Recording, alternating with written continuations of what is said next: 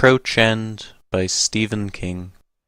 By the time the woman had finally gone, it was nearly 2:30 in the morning. Outside the Crouch End police station, Tottenham Lane was a small dead river. London was asleep, but London never sleeps deeply, and its dreams are uneasy.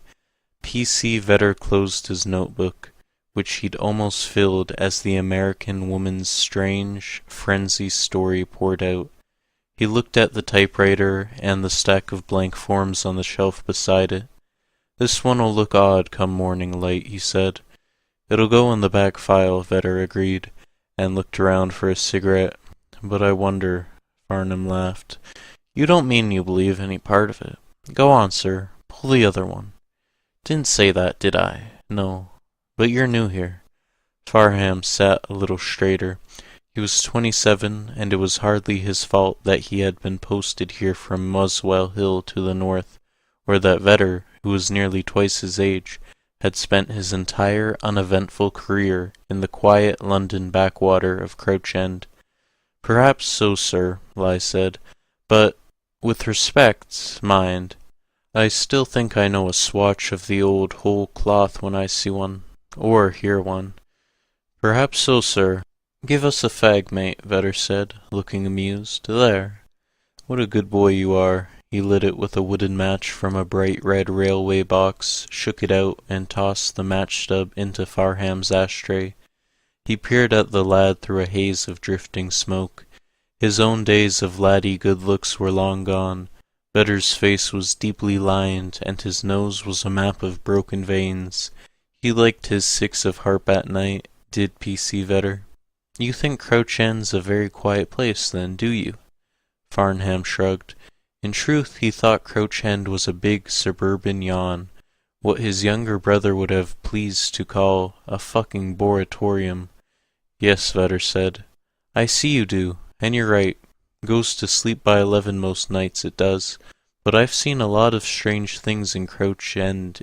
If you're here as long as I've been, you'll see your share, too.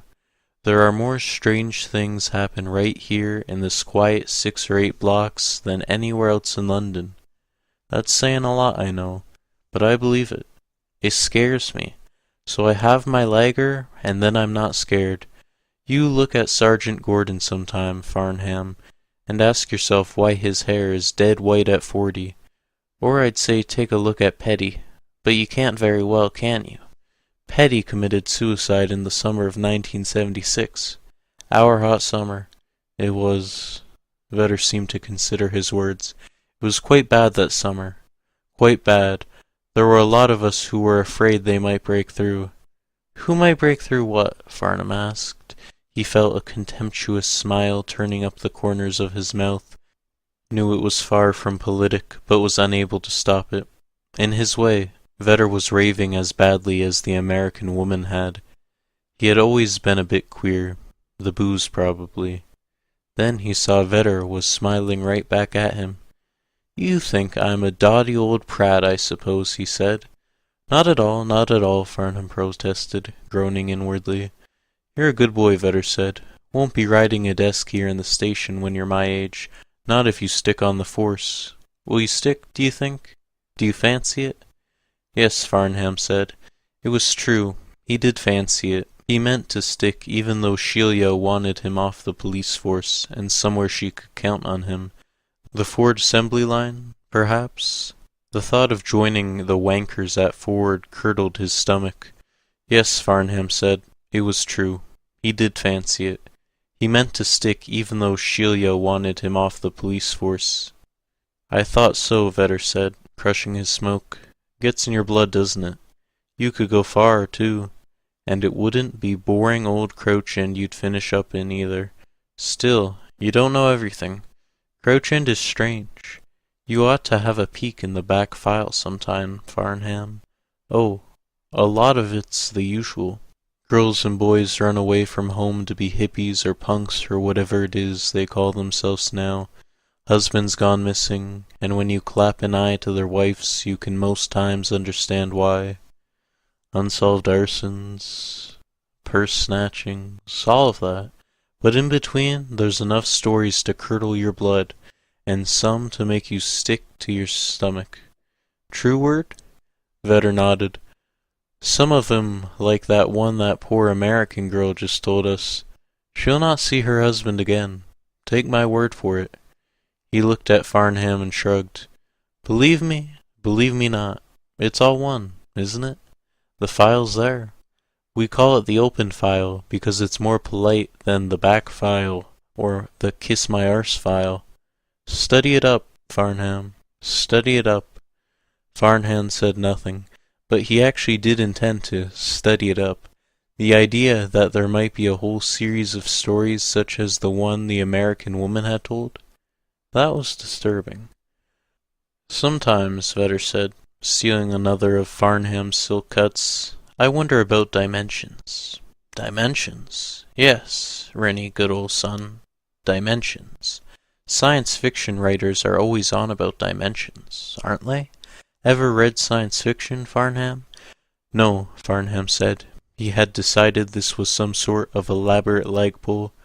What about Lovecraft? Ever read anything about him? Never heard of him, Farnham said. The last fiction he'd read for pleasure, in fact, had been a small Victorian area pastiche called Two Gentlemen in Silk Knickers. Well, this fellow Lovecraft was always writing about dimensions, Vetter said, producing his box of railway matches. Dimensions close to ours, full of these immortal monsters that would drive a man mad in one look. Frightful rubbish, of course. Except, whenever one of these people struggles in, I wonder if all of it was rubbish. I think to myself then, when it's quiet and late at night, like now, that our whole world, everything we think of as nice and normal and sane, might be like a big leather ball filled with air. Only in some places, the leather is scuffed almost down to nothing. Places where the barriers are thinner. Do you get me? Yes, Farnham said, and thought, maybe you ought to give me a kiss, Vetter. I always fancy a kiss when I'm getting my doodle pulled. And then I think, Crouch End's one of those thin places. Silly, but I do have those thoughts. Too imaginative. I expect my mother always said so. Anyway, did she indeed? Yes. Do you know what else I think? No, sir. Not a clue. Highgate's mostly all right. That's what I think. It's just as thick as you'd want between us and the dimensions in Muswell Hill and Highgate. But now you take Archway and Finsbury Park. They border on Crouch End too. I've got friends in both places, and they know of my interest in certain things that don't seem to be any way rational. Certain crazy stories which have been told, we'll say, by the people with nothing to gain by making up crazy stories. Did it occur to you to wonder, Farnham, why the woman would have told us the things she did if they weren't true? Well... Vetter struck a match and looked at Farnham over it. Pretty young woman, 26, 2 kiddies back at her hotel. Husband's a young lawyer doing well in Milwaukee or someplace. What's she to gain by coming in and spouting about the sort of other things you only used to see in Hammer films? I don't know, Farnham said stiffly, but there may be an X. So I say to myself, Vetter overrode him, that if there are such things as thin spots, this one would begin at Archway and Finsbury Park. But the very thinnest part is here at Crouch End, and I say to myself, wouldn't it be a day if the last of the leather between us and what's on the inside that ball just rubbed away? Wouldn't it be a day if even half of what that woman told us was true? Farnham was silent. He had decided that P.C. Vetter probably also believed in palmistry and phrenology and the Rosicrucians. Read the back file, Vetter said, getting up. There was a crackling sound as he put his hands in the small of his back and stretched. I'm going out to get some fresh air. He strolled out. Farnham looked after him with a mixture of amusement and resentment. Vetter was dotty, all right. He was also a bloody fag mooch. Fags didn't come cheap in this brave new world of the welfare state. He picked up Vedder's notebook and began leafing through the girl's story again. And, yes, he would go through the back file. He would do it for the laughs. The girl, or young woman, if you wanted to be politically correct, and all Americans did these days, it seemed, had burst into the station at 10:15 the previous evening, her hair in damp strings around her face, her eyes bulging. She was dragging her purse by the strap. "Looney," she said. "Please, you've got to find Looney." "Well, we'll do our best, won't we?" Vedder said. "But you've got to tell us who Looney is." "He's dead," the young woman said. "I know he is." She began to cry. Then she began to laugh, to cackle. Really. She dropped her purse in front of her. She was hysterical. The station was fairly deserted at that hour on a weeknight. Sergeant Raymond was listening to a Pakistani woman tell, with almost unearthly calm, how her purse had been nicked on Hillfield Avenue by a yob with a lot of football tattoos and a great coxcomb of blue hair. Vedder saw Farnham come in from the anteroom, where he had been taking down old posters. "Have you room in your heart for an unwanted child?" and putting up new ones. 6 rules for safe night cycling. Vedder waved Farnham forward, and Sergeant Raymond, who had looked round at once when he heard the American woman's semi-hysterical voice, back. Raymond, who liked breaking pickpockets' fingers like breadsticks. "Ah, come on, mate," he'd say if he asked to justify this extra-legal proceeding. 50 million wogs can't be wrong. Was not the man for a hysterical woman. "Looney!" she shrieked. "Oh, please, they've got Looney!" The Pakistani woman turned toward the young American woman, studied her calmly for a moment, then turned back to Sergeant Raymond and continued to tell him how her purse had been snatched. "Miss," P.C. Farnham began. "What's going on out there?" she whispered. Her breath was coming in quick pants. Farnham noticed there was a slight scratch on her left cheek. She was a pretty little hen with nice bubs, small but pert, and a great cloud of auburn hair. Her clothes were moderately expensive. The heel had come off one of her shoes. "What's going on out there?" she repeated. "Monsters." The Pakistani woman looked over again and smiled. Her teeth were rotten. The smile was gone like a conjurer's trick, and she took the lost and stolen property form Raymond was holding out to her. "Get the lady a cup of coffee and bring it down to room 3, Vedder said. "Could you do with a cup of coffee, Mum?" "Looney," she whispered. "I know he's dead. Now, you just come along with old Ted Vedder, and we'll sort this stuff out in a jiff," he said, and helped her to her feet. She was still talking in a low, moaning voice when he led her away with one arm snugged around her waist. She was rocking unsteadily because of the broken shoe. Farnham got the coffee and brought it into room 3, a plain white cubicle furnished with a sacred table, 4 chairs, and a water cooler in the corner. He put the coffee in front of her. "Here, Mum," he said. "This'll do you good. I've got some sugar if—" "I can't drink it," she said. "I couldn't." And then she clutched the porcelain cup, someone's long-forgotten souvenir of Blackpool, in her hands as if for warmth. Her hands were shaking quite badly, and Farnham wanted to tell her to put it down before she slopped the coffee and scalded herself. "I couldn't," she began again. Then she drank, still holding the cup two-handed, the way a child will hold his cup of broth. And when she looked at them, it was a child's look, simple, exhausted, appealing, and at bay, somehow. It was as if whatever had happened had somehow shocked her young, as if some invisible hand had swooped down from the sky and slapped the last 20 years out of her, leaving a child in grown-up American clothes in the small white interrogation room in Crouch End. "Looney," she said. "The monsters," she said. "Will you help me? Will you please help me? Maybe he isn't dead. Maybe—" Vedder patted her shoulder. "There, Mum. I think we can help you find Looney. Your husband, is he—" Still sobbing, she nodded. "Danny and Norma are back at the hotel, with the sitter. They'll be sleeping, expecting him to kiss them when we come in." Now if you could just relax and tell us what happened, and where it happened, Farnham added.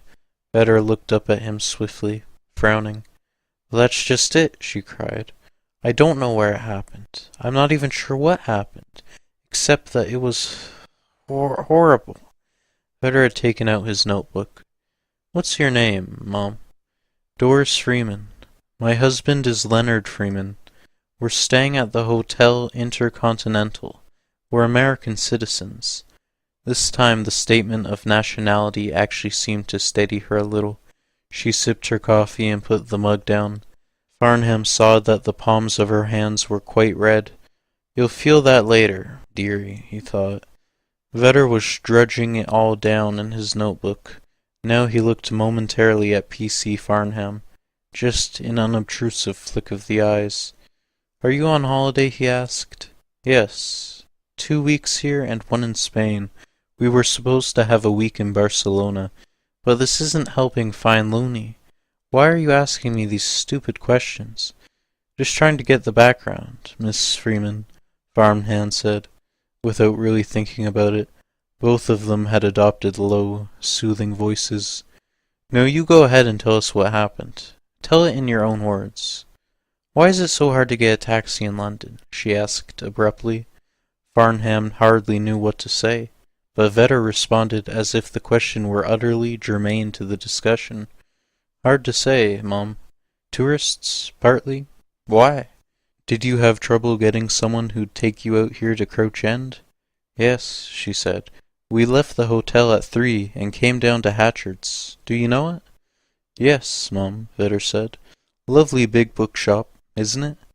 We had no trouble getting a cab from the Intercontinental. They were lined up outside. But when we came out of Hatchard's, there was nothing.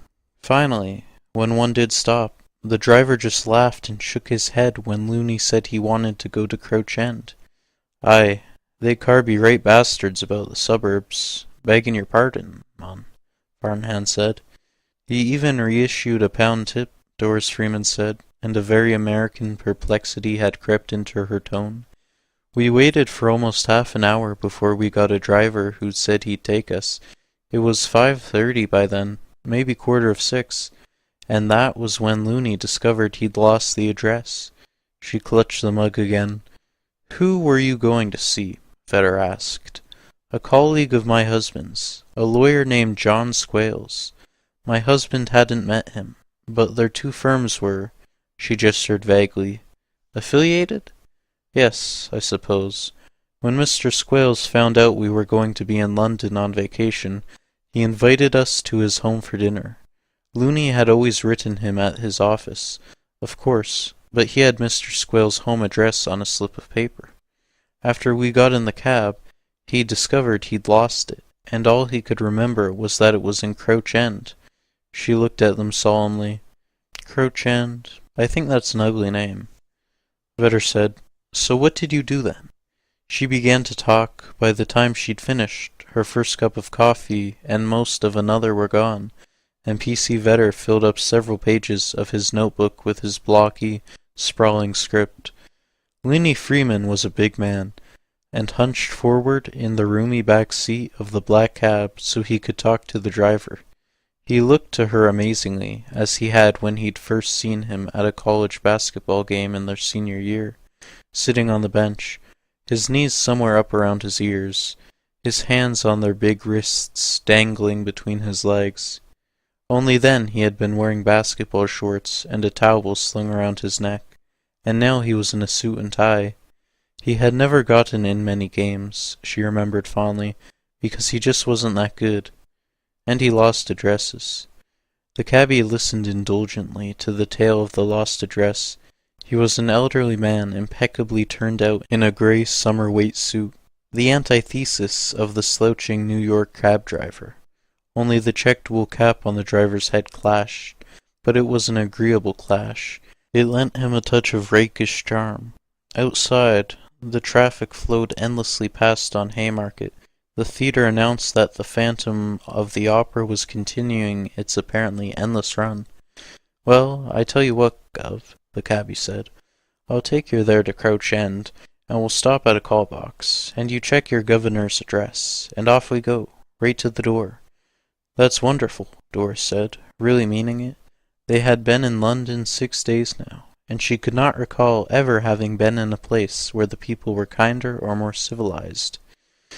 "Thanks," Looney said, and sat back. He put his arm around Doris and smiled. "See? No problem." "No thanks to you," she mock-growled, and threw a light punch at his midsection. "Right," the cabby said. "Hey-ho for Crouch End." It was late August, and a steady hot wind rattled the trash across the roads and whipped at the jackets and skirts of the men and women going home from work. The sun was settling, but when it shone between the buildings, Doris saw that it was beginning to take the reddish cast of evening. The cabby hummed. She relaxed with Looney's arm around her. She had seen more of him in the last 6 days than she had all year, it seemed, and she was very pleased to discover that she liked it. She had never been out of America before, either, and she had to keep reminding herself that she was in England. She was going to Barcelona. 1,000 should be so lucky. Then the sun disappeared behind a wall of buildings, and she lost her sense of direction almost immediately. Cab rides in London did that to you, she had discovered. The city was a great sprawling warren of roads and mews and hills and closes, even inns, and she couldn't understand how anyone could get around.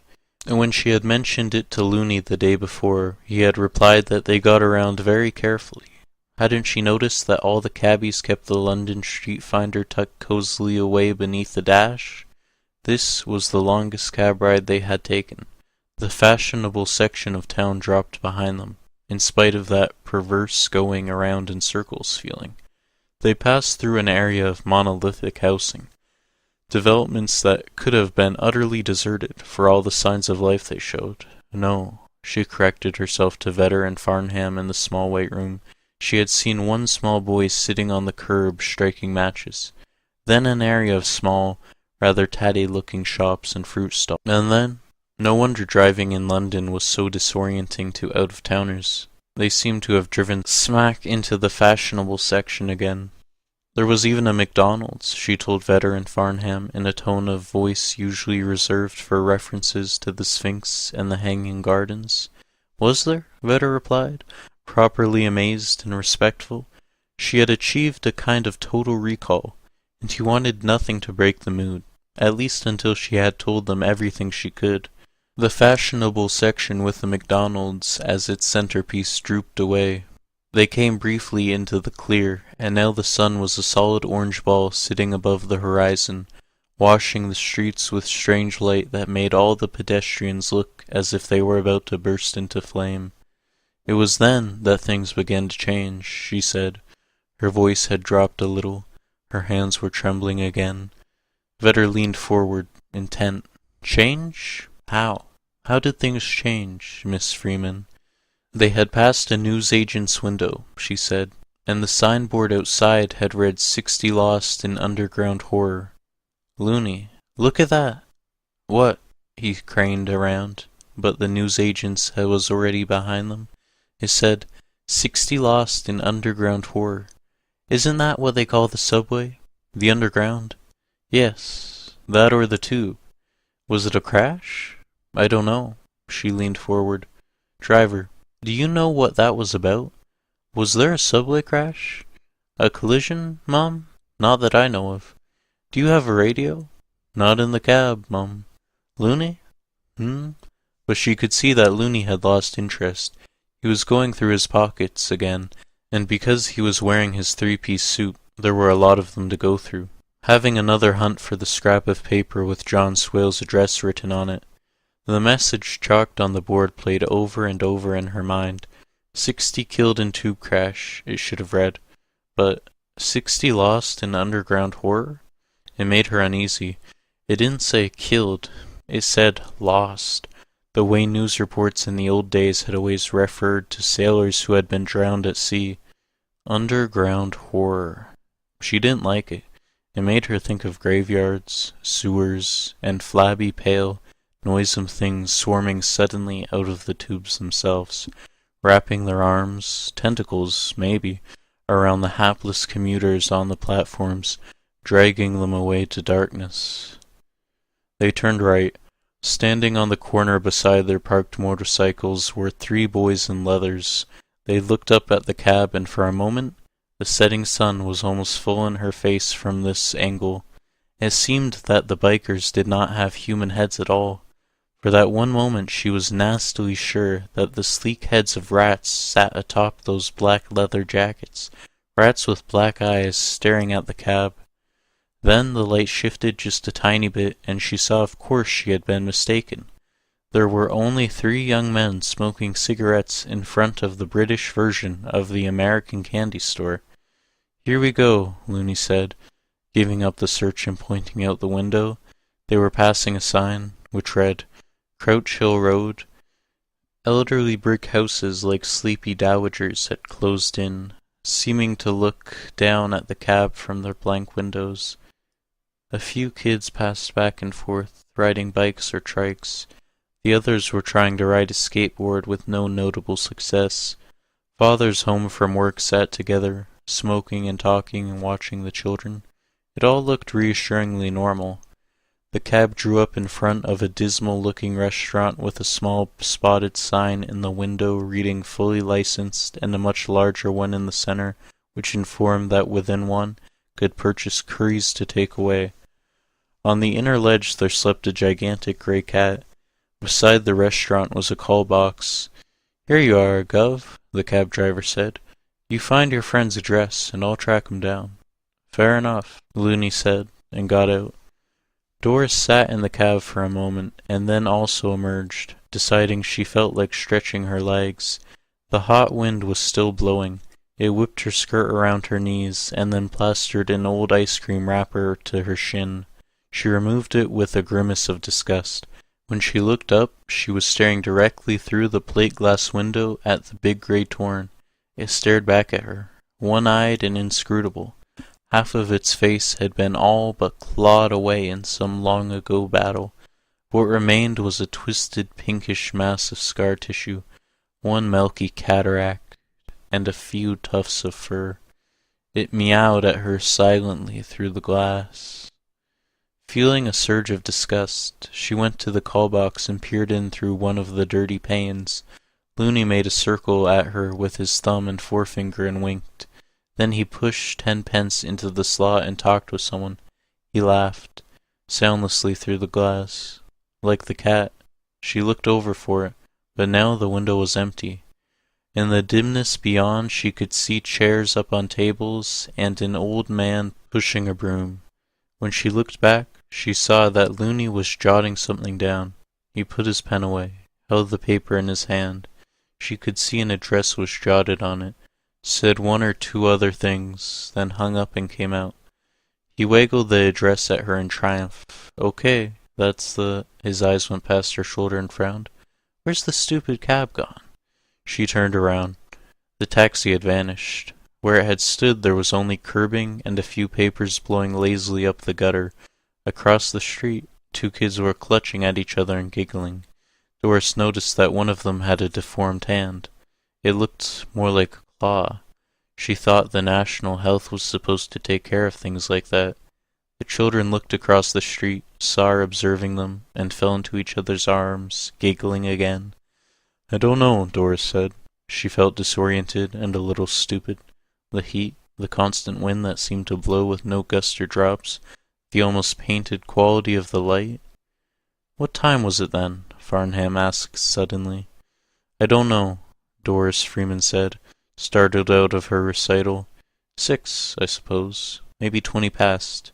"I see. Go on," Farnham said, knowing perfectly well that an August sunset would have not begun, even by the loosest standards, until well past 7. "Well, what did he do?" Looney asked, still looking around. It was almost as if he expected his irritation to cause the cab to pop back into a view. "Just pick up and leave?" "Maybe, when you put your hand up," Doris said, raising her own hand and making the thumb and forefinger circle Looney had made in the call box. "Maybe when you did that he thought you were waving him on. I'd have to wave a long time to send him on with 250 on the meter." Looney grunted, and walked over to the curb. On the other side of the Crouch Hill Road, the two small children were still giggling. "Hey," Looney called. "You kids." "You an American, sir?" the boy with the claw hand called back. "Yes," Looney said, smiling. "Did you see the cab over here? Did you see where it went?"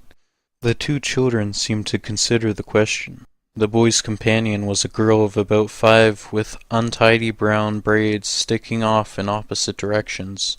She stepped forward to the opposite curb, formed her hands into a megaphone, and still smiling, she screamed it through her megaphoned hands and her smile, and she cried at them, "Bugger off, Joe!" Looney's mouth dropped open. "Sir, sir, sir," the boy screeched, saluting wildly with his deformed hand. Then the two of them took to their heels and fled around the corner and out of sight, leaving only their laughter to echo back. Looney looked at Doris, dumbstruck. "I guess some of the kids in Crouch End aren't too crazy about Americans," he said lamely. She looked around nervously. The street now appeared deserted. He slipped an arm around her. "Well, honey, looks like we hike. I'm not sure I want to. Those two kids might have gone to get their big brother." She laughed to show it was a joke, but there was a shrill quality to the sound. The evening had taken on a surreal quality she didn't much like. She wished they had stayed at the hotel. "Not much else we can do," he said. "The street's not exactly overflowing with taxis, is it? Looney, why would the cab driver leave us here like that? He seems so nice." "Don't have the slightest idea, but John gave me good directions. He lives in a street called Brass End, which is a very minor dead-end street, and he said it wasn't in the street finder." As he talked, he was moving her away from the call box, from the restaurant that sold curries to take away, from the now empty curb. They were walking up Crouch Hill again. "We take a right onto Hillfield Avenue, left halfway, and you remember all that?" "I'm a star witness," he said bravely, and she just had to laugh. Looney had a way of making things seem better. There was a map of the Crouch End area on the wall of the police station lobby, one considerably more detailed than the one in the London Street Finder. Farnham approached it and studied it with his hands stuffed into his pockets. The station seemed very quiet now. Vedder was still outside, clearing some of the witch moss from his brains, one hoped, and Raymond had long since finished with the woman who'd had her purse nicked. Farnham put his finger on the spot where the cabby had most likely let them off. If anything about this woman's story was to be believed, that was. The route to their friend's house looked pretty straightforward. Crouch Hill Road to Hillfield Avenue, and then a left onto Vickers Lane, followed by a left onto Peteer Street. Brass End, which stuck off from Peteer Street like somebody's afterthought, was no more than 6 or 8 houses long. About a mile, all told. Even Americans should have been able to walk that far without getting lost. "Raymond," he called. "You still here?" Sergeant Raymond came in. He had changed into streets and was putting on a light poplin wind cheater. "Only just, my beardless darling." "Cut it," Farnham said, smiling all the same. Raymond frightened him a little. One look at the spooky sod was enough to tell you he was standing a little too close to the fence that ran between the yard of the good guys and that of the villains. There was a twisted white line of scar running like a fat string from the left corner of his mouth almost all the way to his Adam's apple. He claimed a pickpocket at once nearly cut his throat with a jagged bit of bottle, claimed that's why he broke their fingers. Farnham thought that was the shit. He thought Raymond broke their fingers because he liked the sound they made, especially when they popped at the knuckles. "Got a fag?" Raymond asked. Farnham sighed and gave him one. As he lit it, he asked, "Is there a curry shop on Crouch Hill Road?" "Not to my knowledge, my dearest darling," Raymond said. "That's what I thought. Got a problem, dear?" "No," Farnham said, a little too sharply, remembering Doris Freeman's clotted hair and staring eyes. Near the top of Crouch Hill Road, Doris and Looney Freeman turned onto Hillfield Avenue, which was lined with imposing and gracious-looking homes. Nothing but shells, she thought, probably cut up with surgical precision into apartments and bed-sitters inside. "So far so good," Looney said. "Yes, it's—" she began, and that was when the low moaning arose. They both stopped. The moaning was coming almost directly from the right, where a high hedge ran around a small yard. Looney started toward the sound, and she grasped his arm. "Looney, no!" "What do you mean, no?" he asked. "Someone's hurt." She stepped after him nervously. The hedge was high but thin. He was able to brush it aside and reveal a small square of lawn outlined with flowers. The lawn was very green. In the center of it was a black, smoking patch, or at least that was her first impression. When she peered around Looney's shoulder again, his shoulder was too high for her to peer over it. She saw it was a hole, vaguely man-shaped. The tendrils of smoke were emanating from it. 60 lost in underground horror, she thought abruptly. The moaning was coming from the hole, and Looney began to force himself through the hedge toward it. "Looney," she said, "please, don't. Someone's hurt," he repeated, and pushed himself the rest of the way through with a bristly tearing sound. She saw him going toward the hole, and then the hedge snapped back, leaving her nothing but a vague impression of his shape as he moved forward. She tried to push through after him, and he was scratched by the short, stiff branches of the hedge for her trouble. She was wearing a sleeveless blouse. "Looney!" she called, suddenly very afraid. "Looney, come back!" "Just a minute, hon." The host looked at her impassively over the top of the hedge. The moaning sounds continued, but now they sounded lower, guttural, somehow gleeful. Couldn't Looney hear that? "Hey, is somebody down there?" she heard Looney ask. "Is there... Oh, hey, Jesus!" And suddenly Looney screamed. She had never heard him scream before, and her legs seemed to turn to water bags at the sound. She looked wildly for a break in the hedge, a path, and couldn't see one anywhere. Images swirled before her eyes. The bikers who had looked like rats for a moment, the cat with the pink-chewed face, the boy with the claw hand. "Looney!" she tried to scream, but no words came out. Now there were sounds of a struggle. The moaning had stopped, but there were wet, sloshing sounds from the other side of the hedge. Then, suddenly, Looney came flying back through the stiff, dusty green bristles as if he had been given a tremendous push. The left arm of his suit coat was torn, and it was splattered with runnels of black stuff that seemed to be smoking, as the pit in the lawn had been smoking. "Doris, run!" "Looney, what?" "Run!" His face pale as cheese. Doris looked around wildly for a cop, for anyone, but Hillfield Avenue might have been a part of some great deserted city for all the life or movement she saw. Then she glanced back at the hedge and saw something else was moving behind there, something that was more than black. It seemed ebony, the antithesis of light, and it was sloshing. She stared, hypnotized. She might have stood there forever, so she told Vetter and Farnham, if Looney hadn't grabbed her arm roughly, shrieked at her. Yes, Looney, who never raised his voice at the kids, had shrieked. She might have been standing there yet. Standing there, or... But they ran. Where? Farnham had asked, but she didn't know. Looney was totally undone, in a hysterical panic and revulsion. That was all she really knew. He clamped his fingers over her wrists like a handcuff, and they ran from the house looming over the hedge, and from the smoking hole in the lawn. She knew those things for sure. All the rest was only a chain of vague impressions. At first it had been hard to run, and then it got easier because they were going downhill. They turned, and then turned again. Grey-white houses with high stoops and drawn green shades seemed to stare at them like blind pensioners. She remembered Looney pulling off his jacket, which had been splattered with that black glue, and throwing it away. At last they came to a wider street. "Stop!" she panted. "Stop! I can't keep up." Her free hand was pressed to her side, where a red-hot spike seemed to have been planted, and he did stop. They had come out of the residential area and were standing at the corner of Crouch Lane and Morris Road. A sign on the far side of Morris Road proclaimed that they were but 1 mile from Slaughter Town. "Town?" Vetter suggested. "No," Doris Freeman said. "Slaughter Town, with an E."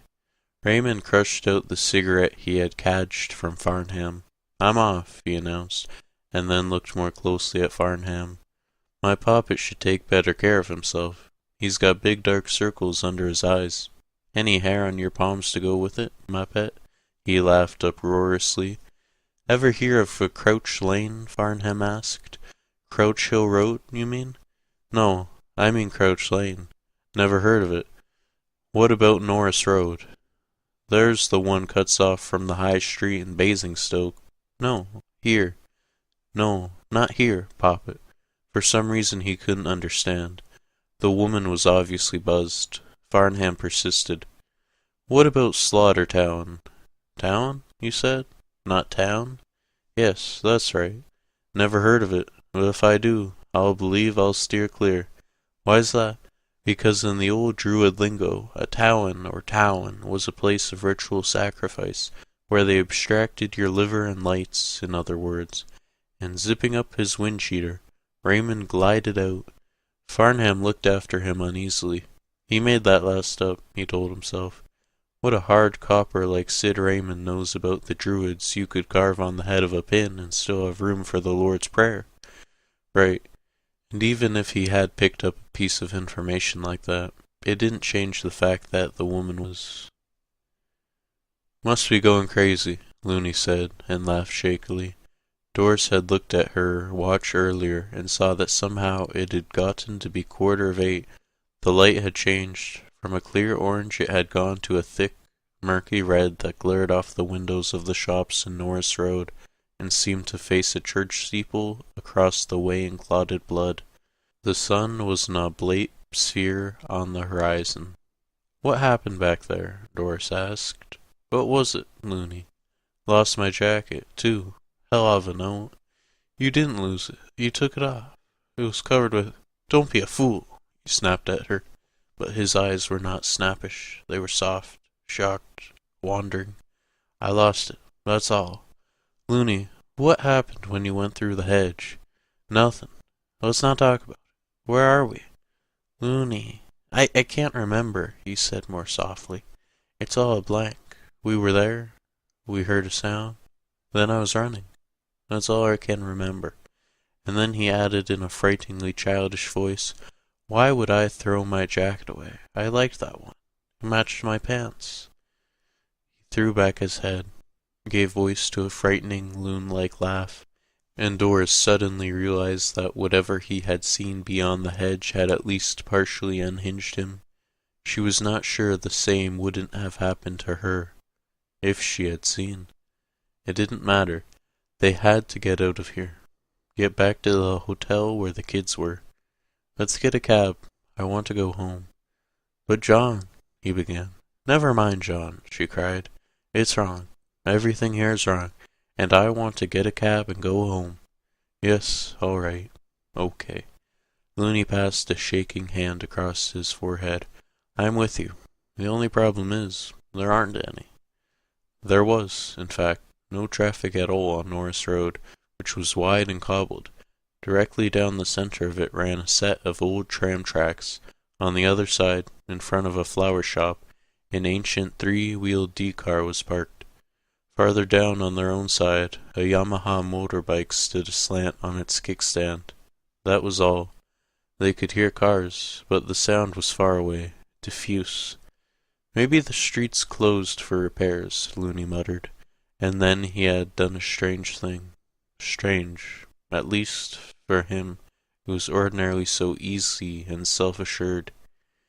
He looked back over his shoulder as if afraid they had been followed. We'll walk, she said. Where? Anywhere. Away from Crouch End. We can get a taxi if we get away from here. She was suddenly positive of that, if of nothing else. All right. Now he seemed perfectly willing to entrust the leadership of the whole matter to her. They began walking alongside Norris Road toward the setting sun. The faraway hum of the traffic remained constant, not seeming to diminish, not seeming to grow any, either. It was like the constant push of the wind. The desertion was beginning to nibble at her nerves. She felt they were being watched, tried to dismiss the feeling, and found she couldn't. The sound of their footfalls, 60 lost in underground horrors, echoed back to them. The business at the hedge played on her mind more and more, and finally she had to ask again. "Looney, what was it?" He answered simply, "I don't remember, and I don't want to." They passed a market that was closed. A pile of coconuts like shrunken heads seen back to were piled against the window. They passed a laundrette where white machines had been pulled from the washed-out pink plasterboard walls like square teeth from dying gums. They passed a soap-streaked show window with an old shop-to-lease sign in the front. Something moved behind the soap streaks, and Doris saw, peering out at her, the pink and tufted battle-scarred face of a cat, the same gray torn. She consulted her interior workings and tickings and discovered that she was in a state of slowly building terror. She felt as if her intestines had begun to crawl sluggishly around and around within her belly. Her mouth had a sharp, unpleasant taste, almost as if she had dosed with a strong mouthwash. The cobbles of Norris Road bled fresh blood in the sunset. They were approaching an underpass, and it was dark under there. "I can't," her mind informed her matter-of-factly. "I can't go under there. Anything might be under there. Don't ask me because I can't." Another part of her mind asked if she could bear for them to retrace their steps, past the empty shop with the traveling cat in it. How had it gotten from the restaurant to here? Best not to ask, or even wonder about it too deeply. Past the weirdly oral shambles of the laundrette, past the market of the shrunken heads. She didn't think she could. They had drawn closer to the underpass now. A strangely painted six-car train, it was bone-white, lunged over it with startling suddenness, a crazy steel bride rushing to meet her groom. The wheels kicked up bright spinners of sparks. They both leaped back involuntarily, but it was Looney who cried out. She looked at him and saw that in the last hour he had turned into someone she had never seen before, had never even suspected. His hair appeared somehow grayer, and while she told herself firmly as she could, that it was just a trick of the light, it was the look of his hair that decided her. Looney was in no shape to go back, therefore the underpass. "Come on," she said, and took his hand. She took it brusquely so he would not feel her own trembling. Soonest begun, soonest done. She walked forward and he followed docilely. They were almost out. It was a very short underpass, she thought with ridiculous relief, when the hand grasped her upper arm. She didn't scream. Her lungs seemed to have collapsed like small crumpled paper sacks. Her mind wanted to leave her body behind and just fly. Looney's hand parted from her own. He seemed unaware. He walked out on the other side. She saw him for just one moment silhouetted, tall and lanky, against the bloody, furious colors of the sunset, and then he was gone. The hand grasping her upper arm was hairy, like an ape's hand. It turned her remorselessly toward a heavy slumped shape leaning against the city concrete wall. It hung there in the double shadow of two concrete supporting pillars, and the shape was she could make out, the shape and two luminous green eyes. "Give us a fag, love," a husky Cockney voice said, and she smelled raw meat and deep fat fried chips and something sweet and awful, like the residue at the bottom of garbage cans. Those green eyes were cat's eyes, and suddenly she became horribly sure that if the slumped shape stepped out of the shadows, she would see the milky cataract of eye, the pink ridges of scar tissue, the tufts of gray hair. She tore free, backed up, and felt something skid through the air near her. A hand, claws, a spitting, hissing sound. Another train charged overhead. The roar was huge, brain-rattling. Soot sifted down like black snow. She fled in a blind panic, for the second time that evening not knowing where, or for how long. What brought her back to herself was the realization that Looney was gone. She had half collapsed against a dirty brick wall, breathing in great, tearing gasps. She was still in Morris Road, at least she believed herself to be. She told the two constables the wide way was still cobbled, and the tram tracks still ran down the centre, but the deserted, decaying shops had given way to deserted, decaying warehouses. Douglas and Sons read the soot-begrimed signboard on one. A second had that name Alza read emblazoned in ancient green across the faded brickwork. Below the name was a series of Arabic pothooks and dashes. "Looney!" she called. There was no echo, no carrying in spite of the silence. No, not complete silence, she told them. There was still the sound of traffic, and it might have been closer, but not much.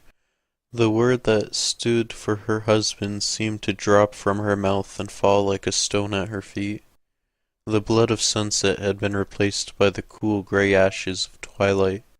For the first time it occurred to her that night might fall upon her in Crouch End, if she was still indeed in Crouch End, and that thought brought fresh terror. She told Vedder and Farnham that there had been no reflection, no logical train of thought, on her part during the unknown length of time between their arrival at the call box and the final horror. She had simply reacted, like a frightened animal. And now she was alone. She wanted Looney. She was aware of that much, but little else. Certainly it did not occur to her to wonder why this area, which must surely lie within 5 miles of Cambridge Circus, should be utterly deserted. Doris Freeman set off walking, calling for her husband. Her voice did not echo, but her footfalls seemed to. The shadows began to fill Norris Road. Overhead, the sky was now purple. It might have been some distorting effect of the twilight, or her own exhaustion, but the warehouses seemed to lean hungrily over the Toad. The windows, caked with the dirt of decades, of centuries, perhaps, seemed to be staring at her, and the names on the sideboards became progressively stranger, even lunatic, at the very least unpronounceable. The vowels were in the wrong places, and consonants had been strung together in a way that would make it impossible for any human tongue to get around them. Cthulhu Chiron, read one, with more of those Arabic pot-hooks beneath it. Yog Soggoth, read another. Rayala, said yet another. There was one that she remembered particularly. Nursin Nailropt. How could you remember such gibberish? Farnham asked her. Doris Freeman shook her head, slowly and tiredly. I don't know. I really don't. It's like a nightmare you want to forget as soon as you wake up, but it won't fade away like most dreams do. It just stays and stays and stays.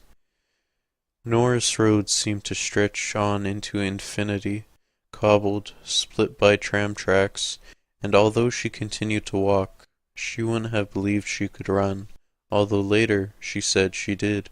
She no longer called for Looney. She was in the grip of a terrible, bone-rattling fear, a fear so great she would not have believed a human being could endure it without going mad or dropping dead.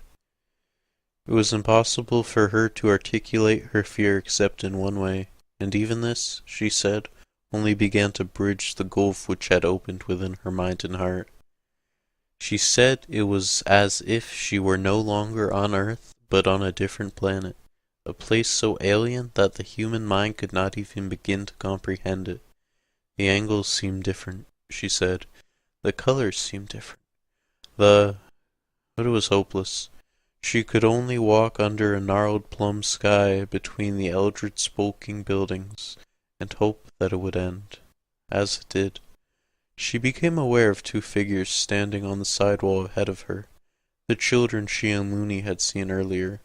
The boy was using his claw hand to stroke the little girl's ratty braids. It's the American woman, the boy said. She's lost, said the girl. Lost her husband. Lost her way. Found the darker way.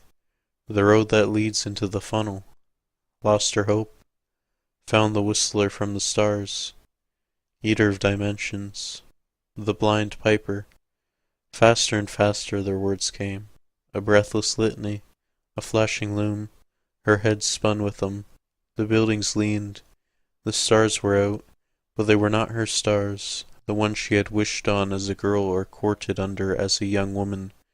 These were crazed stars in lunatic constellations, and her hands went to her ears, and her hands did not shut out the sounds, and finally she screamed at them, "Where's my husband? Where's Looney? What have you done to him?" There was silence, and then the girl said, "He's gone beneath." The boy, "Gone to the goat with 1,000 young." The girl smiled, a malicious smile full of evil innocence. "He couldn't well not go, could he? The mark was on him. You'll go, too. Looney, what have you done with—" The boy raised his hand and chanted, in a high, fluting language that she could not understand, but the sound of the words drove Doris Freeman nearly mad with fear. The street began to move then, she told Veteran Farnham. The cobbles began to undulate like a carpet. They rose and fell, rose and fell. The tram tracks came loose and flew into the air. I remember that. I remember the starlight shining on them. And then the cobbles themselves began to come loose, one by one at first, and then in bunches. They flew off into the darkness. There was a tearing sound when they came loose, a grinding, tearing sound, the way an earthquake must sound. And something started to come through. "What?" Vetter asked. He was hunched forward, his eyes boring into her. "What did you see? What was it?" "Tentacles," she said, slowly and haltingly. "I think it was tentacles, but they were as thick as old banyan trees, as if each of them was made up of 1,000 smaller ones. And there were pink things like suckers, except sometimes they looked like faces. One of them looked like Looney's face, and all of them were in agony. Below them, in the darkness under the street, in the darkness beneath, there was something else, something like eyes." At that point she had broken down, unable to go on for some time, and, as it turned out, there was really no more tell. The next thing she remembered with any clarity was cowering in the doorway of a closed newsagent's shop. She might be there yet, she had told them, except that she had seen cars passing back and forth just up ahead, and the reassuring glow of arc sodium street lights. The people had passed in front of her, and Doris had cringed farther back into the shadows, afraid of the two evil children. But these were not children, she saw. They were a teenage boy and a girl walking hand in hand. The boy was saying something about the new Martin Scorsese film. She'd come out onto the sidewalk warily, ready to dart back into the convenient bolt hole of the newsagent's doorway at a moment's notice. There was no need. 50 yards up was a moderately busy intersection, with cars and lorries standing at a stop-and-go light. Across the way was a jeweler's shop with a large lighted clock in the show window. A steel accordion grill had been drawn across, but she could still make out the time. It was 5 minutes of 10. She had walked up to the intersection then, and despite the street lights and the comforting rumble of traffic, she had kept shooting terrified glances back over her shoulder. She ached all over. She was limping on one broken heel. She had pulled muscles in her belly and both legs. Her right leg was particularly bad, as if she had strained something in it. At the intersection, she saw that somehow she had come around to Hillfield Avenue and Tottenham Road. Under a street lamp, a woman of about 60 with her graying hair escaping from the rag it was done up in was talking to a man of about the same age. They looked at Doris as if she were some sort of dreadful aberration. "Police?" Doris Freeman croaked. "Where's the police station? I'm an American citizen. I've lost my husband. I need the police." "What's happened, then, lovely?" the woman asked, not unkindly. "You look like you've been through the ringer, you do." "Car accident?" her companion asked. "No, not. Please, is there a police station near here?" "Right up Tottenham Road," the woman said. He took a package of players from his pocket. "Like a cig? You look like you'd seed use one. Thank you, she said, and took the cigarette, although I had quit nearly 4 years ago. The elderly woman had to follow the jittering tip of it with his lighted match to get it going for her. He glanced at the woman with her hair bound up in the rag. I'll just take a little stroll up with her, Evie. Make sure she gets there all right. I'll come along as well, then, won't I? Evie said, and put an arm around Doris's shoulders. Now, what is it, lovely? Did someone try to mug you? No, Doris said. The street. There was a cat with only one eye. The street opened up. I saw it, and they said something about a blind piper. I've got to find Looney. She was aware that she was speaking incoherencies, but she seemed helpless to be any clearer. At any rate, she told Vetter Farnham she hadn't been all that incoherent, because the man and woman had drawn away from her, as if, when Evie asked what the matter was, Doris had told her it was bubonic plague. The man said something then. Happened again, Doris thought it was. The woman pointed. Station's right up there. Globes hanging in front. You'll see it. Moving very quickly, the two of them began to walk away. The woman glanced back over her shoulder once. Doris Freeman saw her wide, gleaming eyes. Doris took 2 steps after them. For what reason she did not know. Don't ye come near, Evie called shrilly, and forked the sign of evil at her. She simultaneously cringed against the man, who put an arm about her. Don't you come near. If you've been to Crouch End Town. And with that, the two of them had disappeared into the night. Now P.C. Farnham stood leaning in the doorway between the common room and the main filing room, although the back files Vetter had spoken of were certainly not kept here. Farnham had made himself a fresh cup of tea and was smoking the last cigarette in his pack. The woman had also helped herself to several. She'd gone back to her hotel, in the company of the nurse Vetter had called. The nurse would be staying with her tonight, and would make a judgment in the morning as to whether the woman would need to go in the hospital. The children would make that difficult, Farnham supposed, and the woman's being an American almost guaranteed a first-class cock-up. He wondered what she was going to tell the kiddies when they woke up tomorrow, assuming she was capable of telling them anything. Would she gather them round and tell them that the big bad monster of Crouch End Town had eaten up Daddy like an ogre in a fairy story? Farnham grimaced and put down his teacup. It wasn't his problem. For good or for ill, Freeman had become sandwiched between the British Constabulary and the American Embassy in the great waltz of governments. It was none of his affair. He was only a PC who wanted to forget the whole thing. And he intended to let Vetter write the report. Vetter could afford to put his name to such a bouquet of lunacy. He was an old man, used up. He would still be a PC on the night shift when he got his gold watch, his pension, and his council flat. Farnham, on the other hand, had ambitions of making sergeant soon, and that meant he had to watch every little posy. And speaking of Vetter, where was he? He'd been taking the night air for quite a while now. Farnham crossed the common room and went out. He stood between the 2 lighted globes and stared across Tottenham Road. Vetter was nowhere in sight. It was past 3 a.m., and silence lay thick and even, like a shroud. What was the line from Wordsmouth? All that great heart lying still, or something like. He went down the steps and stood on the sidewalk, feeling a trickle of unease now. It was silly, of course, and he was angry with himself for allowing the woman's mad story to gain even this much of a foothold in his head. Perhaps he deserved to be afraid of a hard copper like Sid Raymond. Farnham walked slowly up to the corner, thinking he would meet Vetter coming back from his night stroll.